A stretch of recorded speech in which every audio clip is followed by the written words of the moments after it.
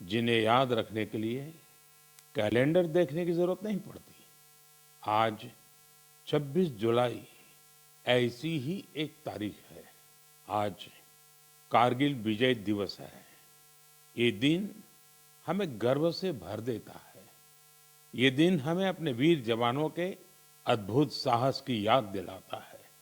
कारगिल की ऊंची ऊंची चोटियां, कठिन मौसम, दुश्मन की चुनौती, हर परिस्थिति हमारे सैनिकों के सामने थी, लेकिन उनका हौसला हर चुनौती से बड़ा था। उन्होंने मां भारती की रक्षा के लिए अपना सर्वस्व अर्पित कर दिया। आज कारगिल विजय दिवस पर मैं सभी वीर शहीदों और वीर सैनिकों को श्रद्धापूर्वक नमन करता हूं। साथियों, आज का भारत अपने वीरों को सिर्फ याद ही नहीं करता, बल्कि नई पीढ़ी तक उनकी गाथा भी पहुंचाता है। इसी भावना से इस वर्ष एक विशेष शौर्य विजय यात्रा निकाली गई है। 14 जुलाई को दिल्ली के नेशनल वॉर मेमोरियल से शुरू हुई यह मोटरसाइकिल यात्रा द्रास के करगिल वॉर मेमोरियल तक पहुंचेगी। इसका संदेश है one ride, one nation, one salute. ये यात्रा हमें याद दिलाती है कि राष्ट्र के लिए दिया गया बलिदान कभी भुलाया नहीं जा सकता। साथियों, आज भारत अपने सैनिकों के साहस के साथ साथ अपनी तकनीकी क्षमता को भी लगातार मजबूत कर रहा है। कुछ दिन पहले भारतीय नौसेना में आईएनएस महेंद्रगिरी शामिल किया गया। यह आधुनिक जंगी जहाज भारत में ही डिजाइन किया गया है, भारत में ही बना है। इसमें 75% से अधिक स्वदेशी सामग्री का उपयोग हुआ है। यह आत्मनिर्भर भारत की बढ़ती शक्ति का प्रतीक है। इसी महीने डीआरडीओ ने Pinaka long range guided rocket का भी सफल परीक्षण किया। इस सफलता के पीछे हमारे वैज्ञानिकों और इंजीनियरों का सामूहिक परिश्रम है। 2-3 दिन पूर्व ही डीआरडीओ ने कुशा मिसाइल का भी सफल परीक्षण किया है। साथियों, आज रक्षा उत्पादन हो, रक्षा निर्यात हो या मित्र देशों के साथ राजनीतिक सहयोग, भारत लगातार नई ऊंचाइयों की ओर बढ़ रहा है। इस महीने की शुरुआत में मैं इंडोनेशिया में था, जहां ब्रह्मोस और अस्त्र मिसाइलों के लिए एक बड़ा समझौता हुआ है। दुनिया का भरोसा भारत के रक्षा उपकरणों और तकनीक पर बढ़ रहा है। आइए इस करगिल विजय दिवस पर हम अपने अमर शहीदों को नमन करें और एक सुरक्षित, सक्षम और आत्मनिर्भर भारत के निर्माण का अपना संकल्प और मजबूत करें। मेरे प्यारे देशवासियों, मन की बात के पिछले एपिसोड में मैंने आपसे कैच द रेन अभियान की चर्चा की थी। मैंने आग्रह किया था कि बारिश की हर बूंद को सहेजने के इस अभियान को जन आंदोलन बनाएं। कैच द रेन का संदेश बहुत सीधा है। जहां बारिश गिरे, जब बारिश गिरे, पानी को वहीं सहेजिए। इसलिए 4 जुलाई से देश भर में एक विशेष अभियान भी चलाया जा रहा है। इसके तहत बारिश के पानी के संचयन, ग्राउंड वाटर रिचार्ज, पुराने जल स्रोतों के पुनर्जीवन और वृक्षारोपण को नई गति दी जा रही है। मुझे बहुत खुशी है कि गांव हो या शहर, पंचायतें हो या सामाजिक संस्थाएं, हर जगह लोगों ने बढ़ चढ़कर भागीदारी की है। कहीं पुराने तालाबों से घास निकाली जा रही है, कहीं कुआं और बावड़ियों को फिर से जीवन दिया जा रहा है। बंद पड़े बोरवेल अब ग्राउंड वाटर रिचार्ज का माध्यम बन रहे हैं। साथियों, मध्य प्रदेश के सीधी जिले में करीब 1,500 तालाब बनाए गए हैं। नरसिंहपुर में अमृत सरोवरों को संवारा गया है। महाराष्ट्र के नासिक में बड़ी मात्रा में पानी सहेजने की क्षमता विकसित हुई है। आंध्र प्रदेश के नंदयाल में सभी ग्राम पंचायतें इस अभियान से जुड़ी हैं और पुराने तालाबों को फिर से उपयोगी बनाया गया है। हमारे शहर भी पीछे नहीं है। छत्तीसगढ़ के कोरबा, उड़ीसा के भुवनेश्वर और आंध्र प्रदेश के विजयनगरम इस अभियान के उत्साहजनक परिणाम दिखाई दे रहे हैं। आइए हम भी अपने आसपास किसी एक तालाब, कुएं या बावड़ी की जिम्मेदारी लें। पानी की हर बूंद बचाएं।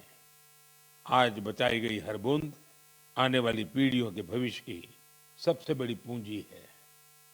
मेरे प्यारे देशवासियों, कुछ ही दिन पहले ग्लासगो में कॉमनवेल्थ गेम्स शुरू हुए हैं। हर देशवासी भारतीय दल को निरंतर अपनी शुभकामनाएं दे रहा है। उनकी कामना है कि सभी खिलाड़ी और एथलीट बेहतरीन प्रदर्शन करें और लोगों का दिल भी जीतें। साथियों, हमारे युवाओं ने हाल के दिनों में स्पोर्ट्स में कई शानदार उपलब्धियां हासिल की हैं। पीवी सिंधु बैडमिंटन में जापान ओपन का खिताब जीतने वाली पहली भारतीय बन गई हैं। उनकी इस उपलब्धि पर पूरे देश को गर्व है। भारतीय महिला क्रिकेट टीम ने भी लंदन में लॉर्ड्स स्टेडियम में अपना पहला टेस्ट मैच जीता है। यह एक ऐतिहासिक जीत है। हमारी टीम ने 270 रनों के बड़े अंतर से यह मुकाबला जीता। लेकिन बात सिर्फ इतनी सी नहीं है। लॉर्ड्स के लंबे इतिहास में यह महिलाओं की टीम का पहला टेस्ट मैच था। 1983 में इसी मैदान पर भारत ने अपना पहला क्रिकेट विश्व कप जीता था। अब हमारी नारी शक्ति ने यहाँ देश का नाम रोशन किया है। साथियों, कुछ छोटे प्रयास ऐसे भी होते हैं जो बहुत मायने रखते हैं। मुझे केरलम में एर्नाकुलम के साउथ चित्तूर में स्पोर्ट्स के ऐसे ही एक प्रयास के बारे में पता चला है। वहाँ के एक स्कूल में संस्कृत क्लब है। यहाँ के टीचर अभिलाष जी बड़े अनूठे तरीके से संस्कृत को लोकप्रिय बना रहे हैं। इस प्रोजेक्ट को अक्षर कंदुक नाम दिया गया है।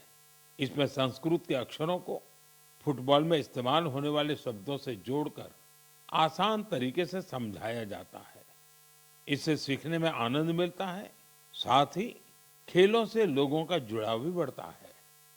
मेरे प्यारे देशवासियों, पिछले रविवार विक्रम-1 इसके सफल लॉन्च से हर देशवासी गौरव से भरा हुआ है। हम सभी भारतीय स्पेस सेक्टर के इस ऐतिहासिक क्षण के साक्षी बने। ये प्राइवेट सेक्टर द्वारा विकसित भारत का पहला रॉकेट है। हमारे युवा इनोवेटर्स ने वो कर दिखाया जिसकी कल्पना तक मुश्किल थी। उन्होंने गजब की स्किल, पैशन और पेशेंस दिखाया। लंबे समय तक हमारा स्पेस सेक्टर निजी क्षेत्र के लिए बंद रहा था। इस सेक्टर में रुचि रखने वाले काफी युवाओं को अपनी प्रतिभा दिखाने का अवसर नहीं मिल पा रहा था। युवा हित को देखते हुए हमने स्पेस सेक्टर को प्राइवेट सेक्टर के लिए खोला। आज इसका परिणाम दुनिया देख रही है। साथियों, हमारे युवा साथी साइंस में भी भारत का मस्तक ऊंचा कर रहे हैं। साइंस ओलंपियाड्स दुनिया के सबसे महत्वपूर्ण कंपटीशन में से एक है। इनमें बड़ी संख्या में स्टूडेंट्स हिस्सा लेते हैं। इस महीने फिजिक्स, केमिस्ट्री, बायोलॉजी और मैथमेटिक्स के ओलंपियाड हुए। इन कॉम्पिटिशन्स में भारतीय दल का प्रदर्शन शानदार रहा। फिजिक्स ओलंपियाड में हमारे सभी 5 स्टूडेंट्स ने गोल्ड मेडल जीते और भारत ने पहली रैंक हासिल की। पिछले एक दशक में हुए हर फिजिक्स ओलंपियाड में हमारे देश के स्टूडेंट्स ने गोल्ड या सिल्वर मेडल जरूर जीता है। केमिस्ट्री ओलंपियाड में भी हमारे सभी स्टूडेंट्स ने गोल्ड मेडल जीता। यह अब तक की बेस्ट परफॉर्मेंस रही है। बायोलॉजी ओलंपियाड में भी हमारे सभी स्टूडेंट्स ने मेडल जीते। इनमें एक गोल्ड मेडल भी शामिल है। वहीं मैथमेटिक्स ओलंपियाड में हमारे स्टूडेंट्स ने 2 गोल्ड और 4 सिल्वर मेडल्स अपने नाम किए। मुझे देश की युवा शक्ति पर बहुत गर्व है। यह देखकर खुशी होती है कि भारत में ओलंपियाड्स और हैकेथॉन्स का कल्चर निरंतर बढ़ रहा है। मुझे विश्वास है कि देश के अधिक से अधिक युवा ऐसे फोरम्स में अपना इंटरेस्ट दिखाएंगे और भारत का परचम भी लहराएंगे। मेरे प्यारे देशवासियों, जब हुनर भी हो और कुछ करने का जज्बा भी हो तो हर राह आसान हो जाती है। कश्मीर की पारंपरिक चटाई वगू को लेकर आज जो प्रयास हो रहे हैं उसमें इसी की झलक मिलती है। इसे सरकंडे और धान के पुआल से स्ट्रॉ से तैयार किया जाता है। इस चटाई को बनाने की परंपरा बरसों पुरानी है। इसके लिए सबसे पहले कश्मीर के दलदली इलाकों की घास और सरकंडे की कटाई की जाती है। धूप में सुखाने के बाद छटाई होती है और फिर शुरू होता है हाथों से बुनाई का काम। दो कारीगरों को एक चटाई बनाने में करीब करीब 4 दिन लगते हैं। यह चटाई अनूठी भी है और इको फ्रेंडली भी है। एक बड़ी खासियत ये है कि आपको गर्मियों में इससे ठंडक मिलेगी और सर्दियों में गर्माहट। पहले यह कश्मीर के हर घर में दिखती थी, लेकिन पिछले कुछ वर्षों में इसका उपयोग कम होने लगा था। ऐसे में श्रीनगर के गुलाम हुसैन जी और उनकी बेटी तंजिला जी ने एक संकल्प लिया। दोनों वगु क्राफ्ट की परंपरा को एक नया जीवन देने में जुट गए। गुलाम हुसैन जी बहुत ही साधारण परिवार से आते हैं। उन्होंने इस काम में कई तरह की चुनौतियां भी आई, लेकिन वगु के संरक्षण का उनका संकल्प अडिग था। देखते ही देखते उनके इस प्रयास से बहुत सारे लोग जुड़ते चले गए। गुलाम हुसैन जी ने इस कौशल को खूब बढ़ाया। अपने मिशन में उन्हें स्थानीय स्तर पर सरकारी सहयोग भी मिला। आज तेजी से लोकप्रिय हो रहा वगु देश के अन्य हिस्सों में भी पहुंच रहा है। मुझे इस प्रयास से जुड़े सभी लोगों पर बहुत गर्व है। आज हम सभी का लोकल प्रोडक्ट्स पर जोर है। हम वोकल फॉर लोकल के मंत्र को लेकर चल रहे हैं। ऐसे में कश्मीर का वगु भी आपके घर का हिस्सा बने, इस पर एक बार जरूर सोचिएगा। साथियों, हमारे देश में चाय सिर्फ एक पेय नहीं है, ये अपनापन भी है। सुबह की शुरुआत हो, दोस्तों की मुलाकात हो या परिवार के साथ कुछ पल बिताने हो, चाय हर मौके का हिस्सा बन जाती है। वैसे तो आप भी भली भांति जानते हैं मेरा चाय से रिश्ता क्या है, लेकिन आज मैं जिस चाय की चर्चा कर रहा हूं उसने सिर्फ स्वाद ही नहीं दिया, बल्कि अनेक बहनों के जीवन में आत्मनिर्भरता की नई खुशबू भी घोल दी है। उत्तर प्रदेश के बिजनौर जिले के लखीवाला गांव में सेल्फ हेल्प ग्रुप से जुड़ी महिलाओं ने विदुर प्रेरणा स्वदेशी हर्बल टी तैयार की है। इसमें लेमन ग्रास, गिलोय, मुलेठी, तुलसी, कच्ची हल्दी, दालचीनी, इलायची और सौंफ जैसी प्राकृतिक सामग्रियां शामिल है। अपने अनोखे स्वाद और गुणों की वजह से इस चाय ने बहुत कम समय में लोगों के बीच खास पहचान बना ली। प्रयागराज के महाकुंभ और दिल्ली के इंटरनेशनल फूड फेस्टिवल में इस हर्बल चाय को खूब सराहना मिली। विदेशों से आए लोगों ने भी इसमें दिलचस्पी दिखाई। साथियों, सबसे प्रेरक बात इसकी शुरुआत है। ये पूरा प्रयास सिर्फ 1 लाख रुपए से शुरू हुआ था। आज यह ब्रांड देश के बड़े संस्थानों तक पहुंच चुका है। ये पहल हमें बताती है कि जब स्थानीय ज्ञान, प्रकृति और महिलाओं का आत्मविश्वास साथ आते हैं तो एक छोटा सा प्रयास भी बड़े बदलाव की शुरुआत बन जाता है। मेरे प्यारे देशवासियों, आज देश भर में एक पेड़ मां के नाम अभियान के माध्यम से लोग प्रकृति के प्रति अपना दायित्व निभा रहे हैं। जब समाज इस भावना से जुड़ता है तो बहुत सुंदर और प्रेरक उदाहरण सामने आते हैं। साथियों, अहमदाबाद में जन भागीदारी की अद्भुत शक्ति दिखाई दी है। भाड़ज क्षेत्र में 1 घंटे के भीतर 3.5 लाख से अधिक पौधे रोपे गए। इसमें 25,000 से अधिक लोग जुटे। स्कूली बच्चे, एनसीसी कैडेट्स, स्वयंसेवक और आम नागरिक सभी ने इस अभियान में हिस्सा लिया। आने वाले वर्षों में यही पौधे एक घने शहरी वन का रूप लेंगे। इस प्रयास को Guinness book of world record में दर्ज किया गया है। साथियों, एक पेड़ मां के नाम अभियान के तहत यूपी में भी जन शक्ति का अद्भुत संकल्प देखने को मिला है। वहां एक ही दिन में 12 जुलाई को 35 करोड़ से अधिक पौधे लगाए गए हैं। यूपी का सांसद होने के नाते मेरे लिए ये भी विशेष गर्व की बात है। मेरे प्यारे देशवासियों, पेड़ केवल मनुष्यों के लिए नहीं होते, वे अनगिनत जीवों के घर भी होते हैं। गुजरात के गीर के जंगलों में करीब 60 वर्षों बाद इंडियन ग्रे हॉर्नबिल फिर से बसेरा बना रहा है।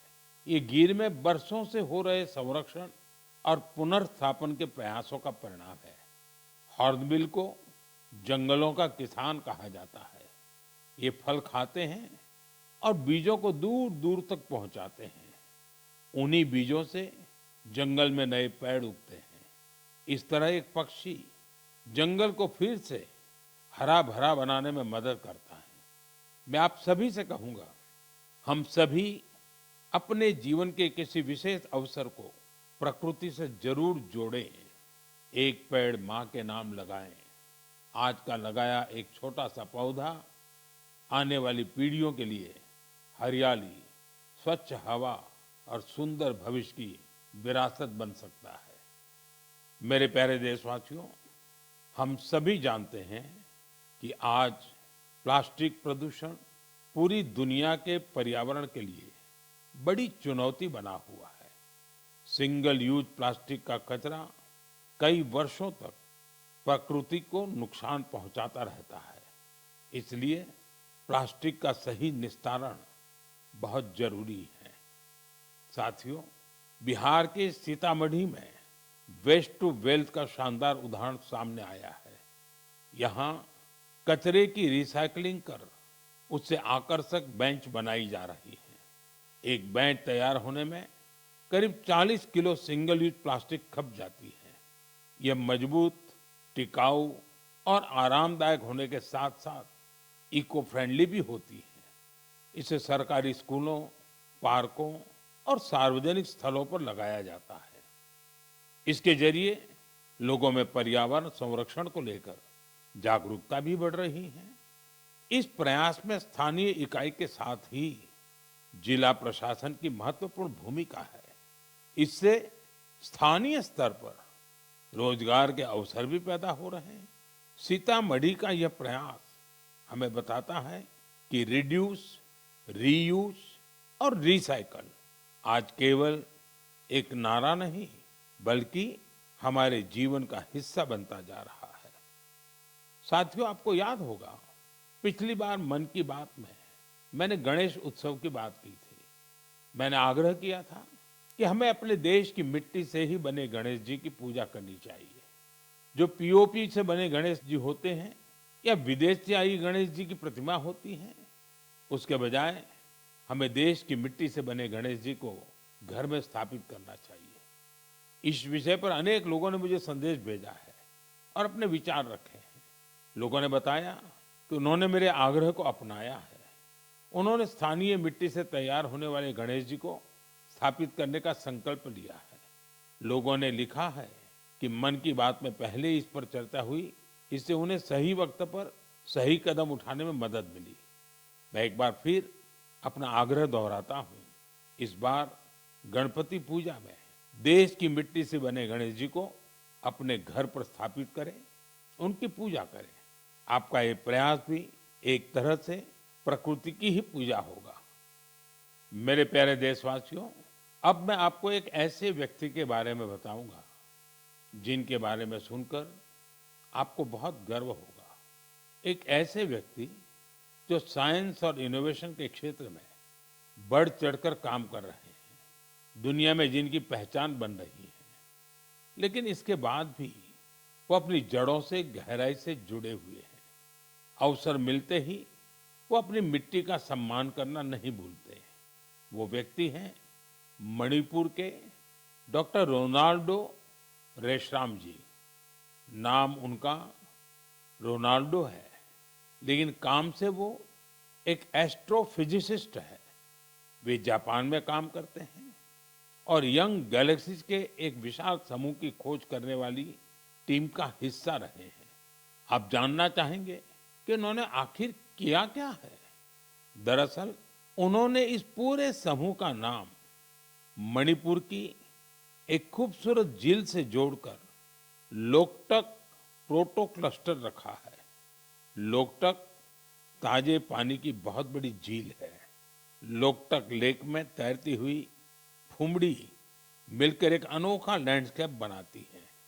ऐसा लगता है कि विशाल समंदर में छोटे छोटे द्वीप तैर रहे हो। उसी प्रकार यूनिवर्स में ये यंग गैलेक्सीज भी एक विशाल संरचना का निर्माण करती है। आज मणिपुर की लोकटक केवल देश के मैप पर ही नहीं बल्कि विशाल ब्रह्मांड में भी अपनी चमक बिखेर रही है। यह उपलब्धि हर भारतीय का गौरव बढ़ाने वाली है।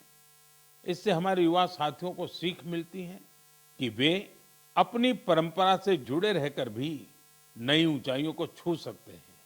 ये ऐसी जड़ें हैं जो सितारों की दुनिया को भी जगमगा सकती है। मेरे प्यारे देशवासियों, कुछ ही दिनों बाद 7 अगस्त को हमारा देश नेशनल हैंडलूम डे मनाएगा। इस अवसर पर हम अपने बुनकर भाई बहनों के कौशल और उनकी सृजनशीलता का उत्सव मनाते हैं। हमारे ये साथी पीढ़ियों से चली आ रही परंपराओं को आगे बढ़ा रहे हैं। साथियों, हथकरघे से बना हर परिधान किसी न किसी क्षेत्र, समुदाय और इससे जुड़े असंख्य लोगों की कहानी को सामने लाता है। ये वो लोग हैं जो गर्व के साथ भारत की सांस्कृतिक विरासत को संजोने में जुटे हैं। आज के दिन मेरा आग्रह है कि हम हस्तकला को प्रोत्साहित कर अपने बुनकर साथियों का सम्मान करें। आइए हम वोकल फॉर लोकल की भावना को और सशक्त करें। साथियों, आज देश में जिस तरह हैंडलूम को बढ़ावा दिया जा रहा है, उससे बड़ी संख्या में लोगों का जीवन बेहतर हो रहा है। पोचमपल्ली से पटना और कुथमपल्ली से कच्छ तक इसके कई उदाहरण देखने को मिलते हैं।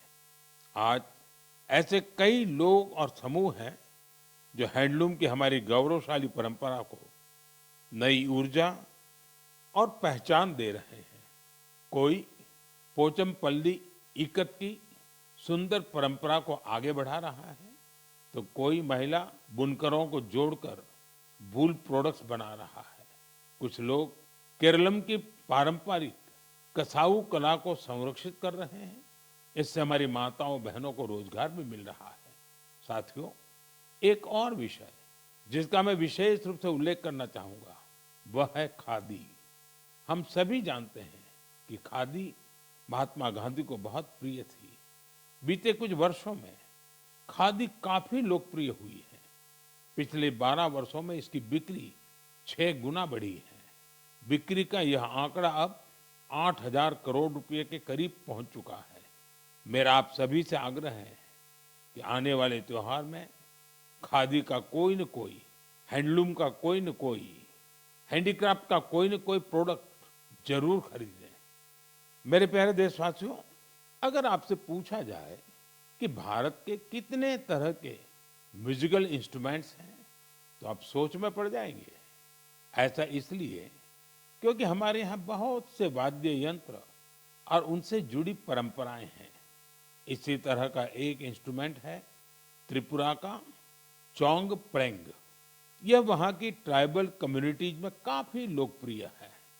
बांस से बने इस वाद्य यंत्र में 3 तार होते हैं। इससे निकली धुन बहुत मधुर होती है, जो सरोद से मिलती जुलती है। कुछ वजहों से युवाओं के बीच इसकी लोकप्रियता कम होने लगी थी। ऐसे में सूरज कुमार देव वर्मा जी ने इसे फिर से लोकप्रिय बनाने का संकल्प लिया। आज उनका प्रयास रंग ला रहा है। वे चोंग प्रेंग के साथ ही वहाँ के अन्य पारंपरिक वाद्य यंत्रों पर भी परफॉर्म करते रहे। Kokborok folk songs, Baul songs, Bengali folk उन्हें खूब भाता है। अब मैं आपको एक छोटी सी क्लिप सुनाना चाहता हूँ। इस संगीत को आप कभी भूल नहीं पाएंगे।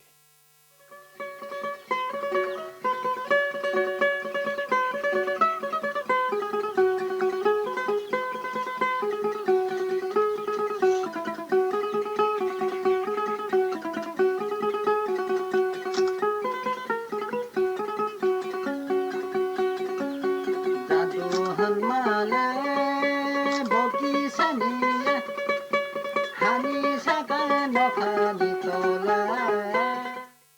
साथियों, मुझे विश्वास है इसे सुनकर आपके मन को बहुत अच्छा लगा होगा। मुझे देव वर्मा जी पर बहुत गर्व है। पारंपरिक संगीत को लोकप्रिय बनाने का उनका प्रयास बहुत ही सराहनीय है। मेरा आग्रह है कि आप भी अपने आसपास के पारंपरिक वाद्य यंत्र की जानकारी सोशल मीडिया पर जरूर शेयर करें। आपकी यह कोशिश दूसरों को भी पारंपरिक भारतीय संगीत से जरूर जोड़ेगी। मेरे प्यारे देशवासियों, कल 27 जुलाई को भारत रत्न डॉक्टर एपीजे अब्दुल कलाम जी की पुण्यतिथि है। डॉक्टर कलाम के व्यक्तित्व में कई प्रेरक रूप थे, लेकिन उनके हृदय के सबसे करीब एक शिक्षक की भूमिका थी। वे बच्चों और युवाओं को बड़े सपने देखने के लिए प्रेरित करते थे। संयोग से इसी हफ्ते हम गुरु पूर्णिमा का पावन पर्व मनाएंगे।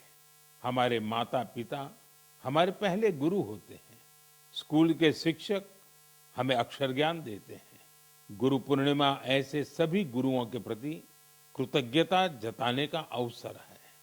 मैं देश के सभी शिक्षकों और गुरुजनों को श्रद्धापूर्वक प्रणाम करता हूँ। साथियों, कुछ ही सप्ताह बाद हम अपनी स्वतंत्रता का महापर्व भी मनाएंगे।